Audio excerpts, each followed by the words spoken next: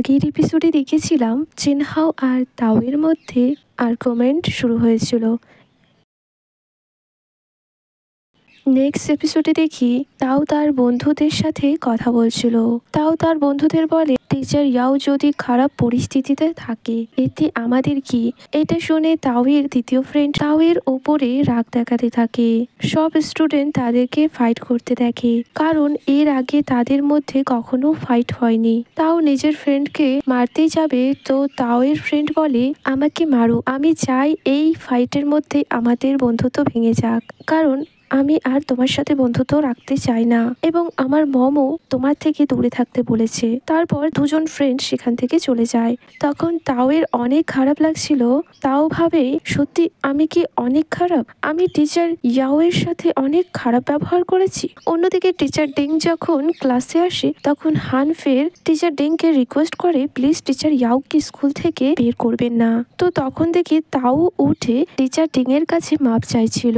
সে বলে এতে আমার ভুল ছিল, তাই প্লিজ আপনি টিচার ইয়াওকে সাজা দেবেন না। যেটা দেখে পুরো ক্লাস অবাক হয়, কারণ তাও কখনোই কারোর কাছে মাপ চায়নি নিজের ভুলের জন্য। এরপর টিচার ইয়াও এর কাছে এসে মাপ চায়। তাও বলে এখন থেকে আমি কোনো ভুল কাজ করব না। পরে সব স্টুডেন্ট মিলে আই লাভ ইয়াও লেখে, যেটা দেখে টিচার ইয়াও অনেক অবাক হয়, কারণ তারা টিচার ইয়াও এর কাছে মাপ চায় এবং তার সাথে প্রমিস করে তারা টিচার ইয়াওকে কখনো হার্ট করবে না। টিচার ডিং আর একজন সিনিয়রও এটা দেখছিল। তারা বলে যে ক্লাস স্টুডেন্টরা এখন চেঞ্জ হয়ে গেছে, তাই টিচার ইয়াওকে তারা মাফ করে দেয়। তার সাথে টিচার ডিং তাদের একটা ফটো তুলে নিয়ে নিজের কাছে রেখে দেয়। নেক্সট সিনে দেখি সব স্টুডেন্ট ক্যাম্পিং করতে এসেছে। তো এখানে তাও তার ফ্রেন্ডের হেল্প করে টেন্ট লাগাতে, আর পরে সে সবার সাথে বারবিকিউ করে। মানে তাও আর তার ফ্রেন্ডের মধ্যে সবকিছু ঠিক হয়ে গেছে। রাত্রিরে দেখি জিনহাও যখন শুয়েছিল তখন সে অদ্ভুত শব্দ শোনে, আর সে সামনে হানফির বেস্ট ফ্রেন্ড নানাকে দেখে, যে জিনহাওকে বাইরে ডাকছিল। জিনহাও এইসব থেকে শকড ছিল, আর সে জানতো না যে এই মেয়েটা কে। ওয়েল এরপর সে বাইরে আসে এবং সে মেয়েটিকে খুঁজতে থাকে, কিন্তু সে তাকে খুঁজে পায় না। তখন দেখি টেন্টের মধ্যে ফ্যাংও উঠে পড়েছে এবং সে সবাইকে ইনফর্ম করে জিনহাও এখানে নেই। হানফি চিন্তা করছিল, তাই সে টেন্ট থেকে বেরিয়ে জিনহাওকে খুঁজতে থাকে। ফাইনালি ও জিনহাওকে খুঁজে পায়, কিন্তু তারা যখন ফিরে যেতে থাকে তো তারা পথ খুঁজে পায় না, আর বারবার তারা ঘুরে ফিরে একই জায়গায় আসছিল। হানফি বলে এই সিন তো সেই ট্রায়াঙ্গেল মুভির মতন লাগছে, যেটা আমাকে নানা শুনিয়েছিল, যেখানে সেই ছেলেটি বারবার একই জায়গায় আসছিল। জিনহাও শকড আর স্টপ হয়ে বলে এই মুভি তো এখনো পর্যন্ত রিলিজ হয়নি, তাহলে তুমি এই স্টোরির ব্যাপারে কিভাবে জানলে? মানে এই মুভি রিলিজ হতে এখনো 2-3 বছর লাগবে। হানফি বলে আমাকে তো আমার বেস্ট ফ্রেন্ড নানা অনেক আগে শুনিয়েছিল, যদি এই মুভিটি এখনো পর্যন্ত রিলিজ হয়নি তাহলে তুমি কিভাবে জানলে? দুজনে অবাক হয়ে দুজনকে দেখছিল। তখনই সেখানে ফ্যাং আসে এবং তার সাথে মোমো ছিল। ফ্যাং নিজেকে দড়ি দিয়ে বেঁধে রেখেছিল এবং জিনহাও এর কারণ জানতে চাইলে ফ্যাং বলে আমি নিজেকে বেঁধে রেখেছি এই কারণে যে আমরা সঠিক পথে যেতে পারি এই দড়ির সাহায্যে। হানফি আর জিনহাও দুজনে ফ্যাংয়ের তারিফ করে বলে তুমি তো অনেক স্মার্ট হয়ে গেছো। তারপর তারা সেখান থেকে চলে যায়। নেক্সট সিনে আমরা ফ্যাংকে দেখি সে তার ড্যাডের সাথে বসেছিল। তার ড্যাড অনেক রিচ ম্যান। তিনি ফ্যাংকে বলে আজ তোমার সাথে দেখা করতে আসে তোমার নতুন আর্টস টিচার। ও নিজেই একজন কলেজ স্টুডেন্ট, কিন্তু আর্টে অনেক ভালো। আর তখনই সেখানে যিশু আসে। তাকে দেখে ফ্যাং শকড হয়ে বলে তুমি এখানে কি করছো? যিশু অবাক হয় যে তার নতুন স্টুডেন্ট আর কেউ নয়, তার ভাইয়ের বেস্ট ফ্রেন্ড ফ্যাং ছিল। ফ্যাং তার ড্যাডকে বলে আমি এনাকে আগে থেকেই জানি, উনি হলেন জিনহাওয়ের সিস্টার। এটা শুনে তার ফাদার বলে এটা তো ভালো কথা, এটাই ফাইনাল যে উনি তোমার আর্টস টিচার হবে, কারণ তোমরা দুজনকে আগে থেকেই জানো। ফ্যাং যেন এতে খুশি ছিল না, কারণ হয়তো সে লাস্ট টাইমে জিনহাওয়ের সিস্টারের কাছে মার খাওয়ার পর থেকে তাকে ভয় পেতে শুরু করে। যিশু এখানে ফ্যাংয়ের সাথে অনেক ভালো বিহেভ করছিল। অন্যদিকে জ্যানিওকে দেখি যখনই সে সুইমিং করে বাইরে আসে তো তখন সে সামনে ম্যানেজারকে বসে থাকতে দেখে। ম্যানেজার ওকে ইন্টারভিউয়ের ব্যাপারে বলতে থাকে। জ্যানিউ বলে, আপনি কেন সবসময় আমার সাথে থাকেন, আমি একটু একা থাকতে চাই। তখন ম্যানেজার জ্যানিউ এর উপর রেগে গিয়ে বলে, তোমার কি মনে আছে কন্ট্রাক্ট সাইন করার সময় আমাদের কি কথা হয়েছিল? অ্যাকচুয়ালি সেদিন জ্যানিউ ম্যানেজারের সাথে কন্ট্রাক্ট সাইন করেছিল। তখন ম্যানেজার তাকে বলেছিল, তোমার লাইফ প্রথমের মতন থাকবে না, মানে সব কিছুই চেঞ্জ হয়ে যাবে। তুমি কি রেডি আছো সুপারস্টার হওয়ার জন্য? জ্যানিউ কন্ট্রাক্ট সাইন করে এবং সে যখন চলে যেতে থাকে তো ম্যানেজার বলে, তোমার ফোনে যে ফটো আছে সেটা ডিলিট করতে হবে, কারণ এখন থেকে তোমার দুনিয়া হলো শুধু তোমার ফ্যান্স, যাদেরকে খুশি করতে তোমাকে দিন রাত পরিশ্রম করতে হবে আর নিজের পাস্টকে ভুলে যেতে হবে। সে রাজি হয়ে সেখান থেকে চলে যায় এবং সে ম্যানেজারের কথাই এখনো পর্যন্ত চলছে। নেক্সট সিনে দেখি হানফে নিজের রুমে ছিল। তখন ওখানে সেই রেডিওটি দেখি যেটা প্রেজেন্ট টাইমে জিনহাও দেখেছিল, যার মাধ্যমে জিনহাও টাইম ট্রাভেল করেছিল। তখন রেডিওতে জ্যানিউর প্রোগ্রাম চলছিল। এটা শুনে হানফে রেডিও অফ করে দেয়। হানফে নিজের পুরনো দিনের কথা মনে করে, যেখানে হানফে ক্লাসে বসেছিল এবং জ্যানিউ তার সাথে দেখা করতে এসেছিল। সেখানে হানফে জ্যানিউকে বলেছিল, তুমি যখন সুপারস্টার হয়ে যাবে তখন আমরা ইজিলি ভাবে দেখা করতে পারবো না। এইটা শুনে জ্যানিউ বলে, আমি যতই বড় সুপারস্টার হয়ে যাই না কেন আমি তবুও তোমার সাথে দেখা করতে আসবো। অ্যাকচুয়ালি জ্যানিউ হানফেকে লাইক করতো, কিন্তু হানফে এই কথাটা একসেপ্ট করতে চায় না। সে শুধু জ্যানিউকে নিজের বেস্ট ফ্রেন্ড ভাবে। আর যখন নানা পিছন থেকে হানফেকে ডাক দেয় তো হানফে ভয় পায় যে নানা তাদের ভুল না ভেবে ফেলে। সিন প্রেজেন্টে দেখি ফ্যাং জিনহাওকে বলে, আমার আর্টস টিচার তোমার সিস্টার জিসু, তুমি কি এই ব্যাপারে জানতে? জিনহাও বলে, হ্যাঁ, আমি আগে থেকেই সব জানি যে এরপর কি হবে। তো ফ্যাং বলে, তাহলে তুমি কেন আমাকে বলোনি? ফ্যাং বলে, তোমার সিস্টার ভালো, কিন্তু তাকে আমার ভয় লাগে যেদিন থেকে তিনি আমাকে তোমাকে ভেবে ছিল। জিনহাও বলে, কোনো ব্যাপার না, তুমি এগুলো একসেপ্ট করে নাও, কারণ ভবিষ্যতে এই সব কিছুর সাথে তোমাকে ফেস করতে হবে, তখন আমি তোমায় হেল্প করতে আসবো না। ফ্যাং বলে, মানে? জিনহাও বলে, কিছু না। ফ্যাংয়ে চলে যাওয়ার পর জিনহাও বলে, আমার সিস্টার আর ফ্যাং এদের দুজনের লাইফ স্টাইল অনেকটা ডিফারেন্ট, কিন্তু তাদের ভাগ্যে লেখা আছে এক হওয়া। তারপর টিচার ক্লাসে আসে আর সব স্টুডেন্টদের স্পোর্ট কম্পিটিশনের ব্যাপারে বলে। টিচার ইয়াও বলে, তোমরা প্লিজ এবারে বেস্ট দেবে। এটা শুনে সবাই হ্যাঁ বলে আর তারা ডিসাইড করে এবারে তারা টিচার ইয়াওকে প্রাউড ফিল করাবে। নেক্সট সিনে দেখি ফ্যাংকে, তাকে যিশু আর্ট ক্লাস করাচ্ছিল। প্রথমে ফ্যাং যিশুকে ভয় পাচ্ছিল, কিন্তু যখন যিশু তার সাথে ভালো বিহেভ করে তো ফ্যাংয়েরও অনেক ভালো ফিল হচ্ছিল। ফ্যাংয়ের মনে পড়ে ওকে মোমো একটি লোগো বানাতে বলেছিল এবং সেটা শুনে ফ্যাং খুশি হয়েছিল। ফ্যাং তখন বলেছিল, সত্যি তুমি আমার উপর ট্রাস্ট করো? মোমো তখন বলেছিল, হ্যাঁ, আমি তোমার উপর ট্রাস্ট করি। ফ্যাং খুশি হয়ে প্রেজেন্ট টাইমে সেই লোগোটি বানাচ্ছিল, কিন্তু সে ঠিকভাবে বানাতে পারছিল না। তো তখন যিশু তাকে হেল্প করে লোগো বানাতে। যিশু যখন লোগোটি বানানো হয়ে যায় ফ্যাংয়ের সেটা দেখে অনেক বেশি ভালো লাগে। নেক্সট ডে ফ্যাং যিশুর বানানো লোগোটি মোমোকে দেখায়, যেটা দেখি মোমো ফ্যাংকে খুশি হয়ে থ্যাঙ্কস বলে। কিন্তু ব্রেক টাইমে মোমোকে একটু টেনশন দেখি, সে যেন তার কিছু একটা জিনিস হারিয়ে ফেলেছে। ফ্যাং যখন মোমোর ডায়েরিটি উল্টো করে তখন ফ্যাংয়ের একটি ফটো নিচে পড়ে যায়, যেটা মোমো তাড়াতাড়ি লুকিয়ে নেয়, কিন্তু ফ্যাং সেটা আগেই দেখে ফেলেছে। ফ্যাং বলে, তোমার কাছে আমার ফটো কেন? মোমো বলে, না, এটা তোমার ফটো না। ফ্যাং বলে, ওটা আমারই ফটো, কিন্তু ফ্যাং বুঝতে পারে না যে মোমোর কাছে তার ফটো কি করছে। ফ্যাং অনেক বেশি বোকা টাইপের, মোমো যে তাকে লাইক করে সেটা ফ্যাং বুঝতে পারছে না। নেক্সট ডে দেখি পুরো ক্লাস মিলে এক্সারসাইজ করছিল এবং অনেকক্ষণ ধরে রানিংও করছিল, কারণ সামনেই স্পোর্ট কম্পিটিশন, যেখানে তাদেরকে জিততেই হবে। তারপর দেখি কম্পিটিশন স্টার্ট হয়ে গেছে, যেখানে অনেক রকমের গেমস প্লে হচ্ছিল।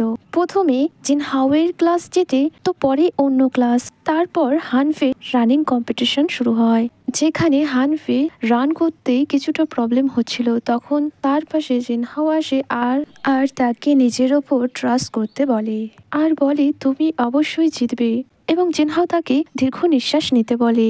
আর হানফি এমনটাই করে, আর সে ধীরে ধীরে আগে চলে আসে, আর সে ফাইনালি উইনার হয়, যেটা দেখে সব ক্লাস স্টুডেন্ট খুশি হয়। তাও হানফিকে ওপরে তুলে চেয়ার আপ করছিল এবং তার সাথে পুরো ক্লাসও চেয়ার আপ করছিল, যেটা দেখে জিনহাও হ্যাপি হয়। এরপর গেম স্টার্ট হয় আর তারা এই গেমটি তো উইনার হয়। তারা অনেক বেশি চেয়ার আপ করছিল কারণ এটাই লাস্ট গেম ছিল। টিচার ইয়াও প্রাউড ফিল করছিল। এরপর রেজাল্ট অ্যানাউন্স হয়, যেখানে বলে টিচার ইয়াও এর ক্লাস রিয়েল উইনার। তো এটা শুনে ওরা সবাই অনেক বেশি খুশি হয় আর জোরে জোরে চেয়ার আপ করছিল, কারণ তারা অবশেষে গেম জিতেছে। নেক্সট ডে আমরা দেখি হানফি টেবিলের উপরে কিছু টাকা রাখা দেখে, যেটা ওর ড্যাড ওর জন্য রেখে গেছিল গেমস জেতার কারণে। হানফি এতে অনেক বেশি খুশি হয় আর সে সেই টাকা তার পার্স বুকে রেখে দেয়, যাতে সে জানিউর কনসার্টের টিকিট বাই করতে পারে। আর তারপর জিনহাও এর কথা ভেবে ডায়েরিতে লিখছিল। অন্যদিকে জিনহাও ওয়েট করছিল যে হানফি কখন ডায়েরি লিখবে। তারপর সে হানফি লেখা রিড করছিল, তখন সেখানে যিশু আসে। সে কিছু জিজ্ঞেস করে সেখান থেকে চলে যায়। তারপর জিনহাও দেখে হানফি তার লেখা মুছে দেয়, যেটা সে জিনহাও এর ব্যাপারে লিখেছিল। জিনহাও বুঝতে পারে না সে কি লিখেছিল তার ব্যাপারে। তারপর হানফি লেখে, না আমি এমনটা করলে হয়তো জিনহাও আনহ্যাপি হবে। জিনহাও ভাবে কি কথা, যেটা শুনে আমি আনহ্যাপি হব। অন্যদিকে জ্যানিউকে দেখি যে তার ব্যান্ড মেম্বারের সাথে ছিল। তখন সেখানে ম্যানেজার এসে বলে, তুমি কাপকেক সং সিং কেন করছো না?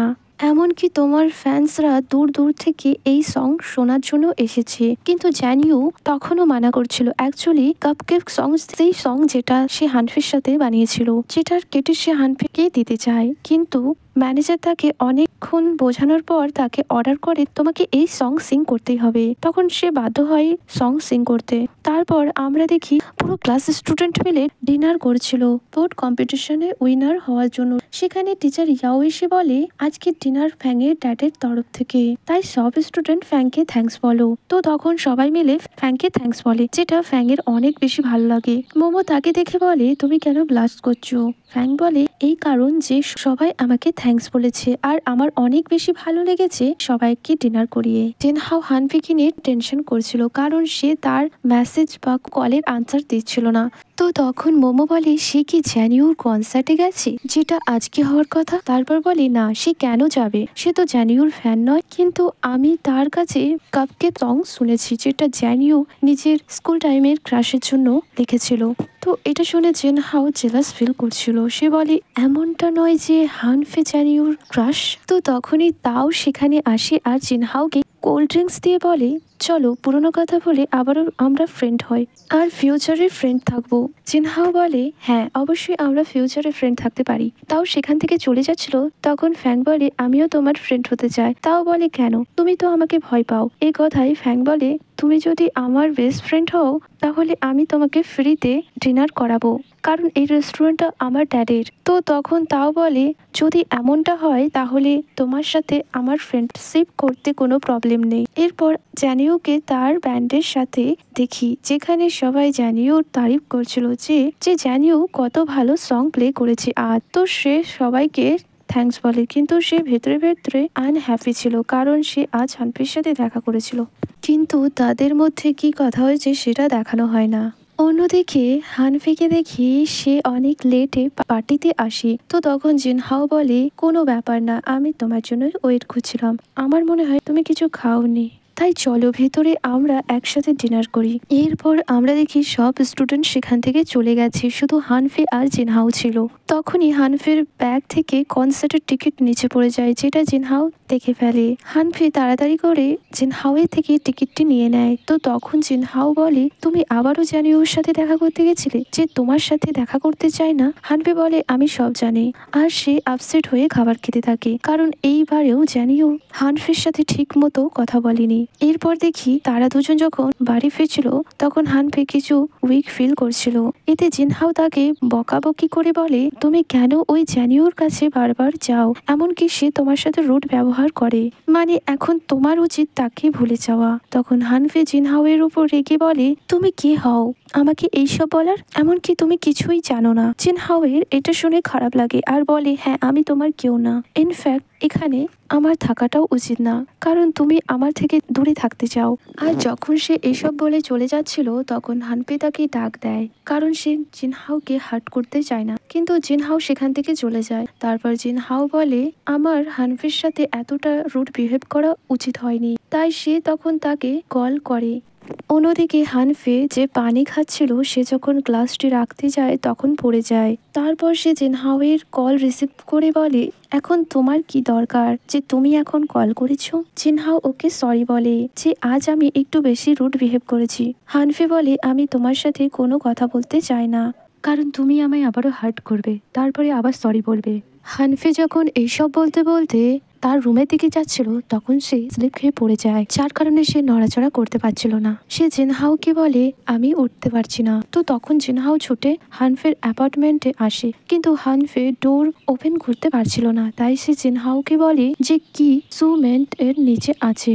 জিনহাও কি বার করে ভেতরে আসে আর সে হানফেকে বকা দিয়ে বলে, এরকম ভাবে কি বাইরে রাখা উচিত নয়, কারণ এই ট্রিক্স সবাই জানে, তারা হয়তো তোমার রুমে চলে যেতে পারে। তো তখন হানফি বলে, আর এরকমটা করবে না। অন্যদিকে হানফের ড্যাড হানফিকে কল করছিল, কিন্তু হানফে কল পিক করছিল না। সে জিনহাওকে মানা করে কল পিক করতে, কারণ জিনহাও যদি কল পিক করে তার ড্যাড কোশ্চেন করবে যে এই টাইমে একটি ছেলে তার বাড়িতে কি করছে। তারপর জিনহাও হানফিকে উঠিয়ে হানফির রুমে নিয়ে যায়।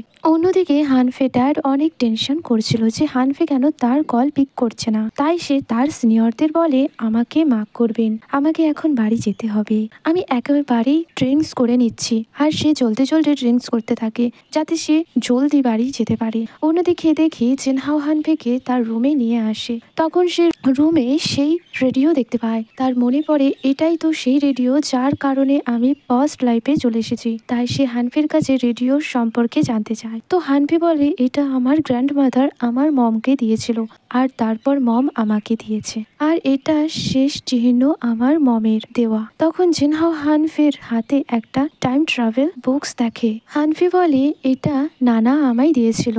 জিনহাও বুকসটি ওপেন করে দেখতে থাকে। তখন বুকস থেকে একটি ফটো নিচে পড়ে যায়। ফটোটির পিছনে লেখা ছিল, হানফি তুমি কি টাইম ট্রাভেলের বিশ্বাস করো? হানফি বলে, এটাও নানাই লিখেছিল, কিন্তু জানি না এর মানে কি।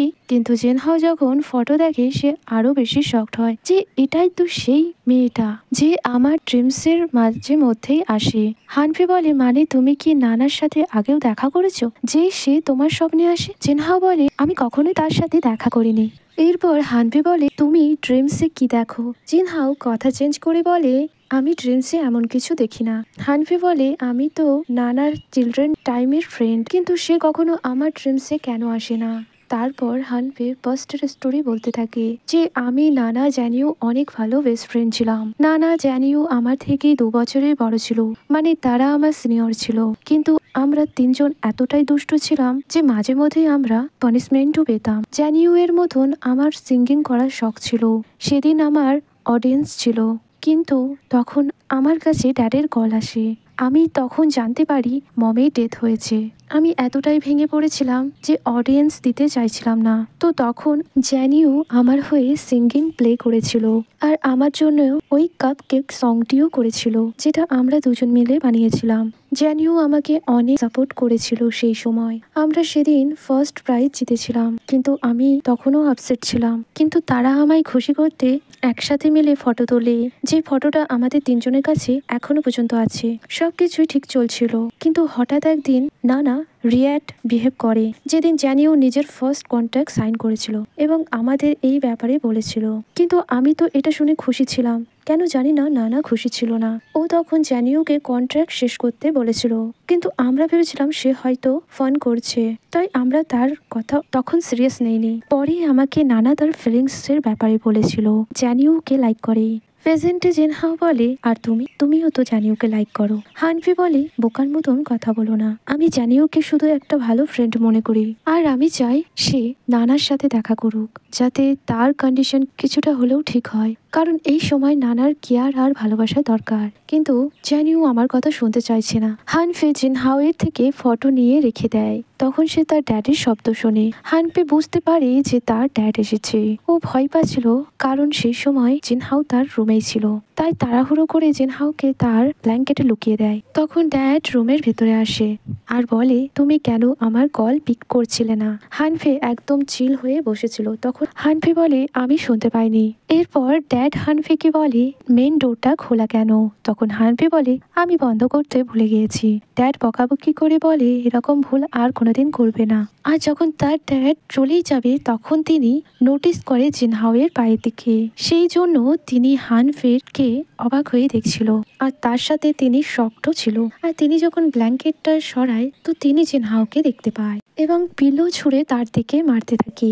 জিনহাও বোঝাতে থাকে যে আপনি ভুল বুঝছেন, কিন্তু হানফে ড্যাড তার কোনো কথা শুনছিল না। তো তখন হানফে বাধ্য হয়ে তার ড্যাডের উপরে চেঁচিয়ে বলে, আমি আপনাকে কিছু এক্সপ্লেন করতে চাই। তারপরে দেখি তারা তিনজন একসাথে বসেছিল। সেখানে হানফে তার ড্যাডকে সবকিছু এক্সপ্লেন করে যে জিনহাও তাকে হেল্প করেছিল। তো ড্যাড বলে, তুমি কেন আমাকে হেল্পের জন্য কল করোনি? হানফে বলে, কারণ যে আপনি আমার থেকে দূরে থাকেন আর আমার সাথে ভালো ব্যবহারও করেন না।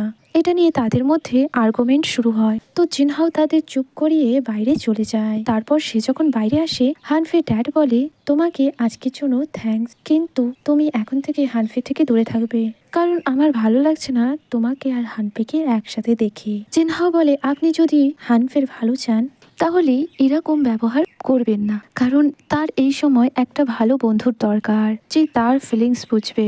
কিন্তু আপনি আপনার কাজে এতটাই বিজি থাকেন, তাকে সময় দিতে পারেন না। তাই আপনি তাকে কিছুটা সময় দেবেন, না হলে আপনি ফিউচারে অনেক রিগ্রেট ফিল করবেন। তো হানফের ড্যাড চুপ হয়ে জিনহাওয়ের কথা শুনছিল। নেক্সট ডে দেখি ফ্যাং কান্না করছিল, যাকে মোমো চুপ করাচ্ছিল, কারণ ফ্যাং টিচারের কাছে বকুনি খেয়েছে। জিনহাও যখন আসে, তখন ফ্যাং তাকে ধরে কাঁদতে থাকে। মোমো বলে, প্লিজ ফ্যাং, তুমি কান্না করো না। আমার তোমার উপরে বিশ্বাস আছে যে তুমি একদিন ঠিক জ্যানিও এর মতন হবে। মানে জ্যানিও অনেক হার্ডওয়ার্ক করে এই পর্যায়ে পৌঁছেছে।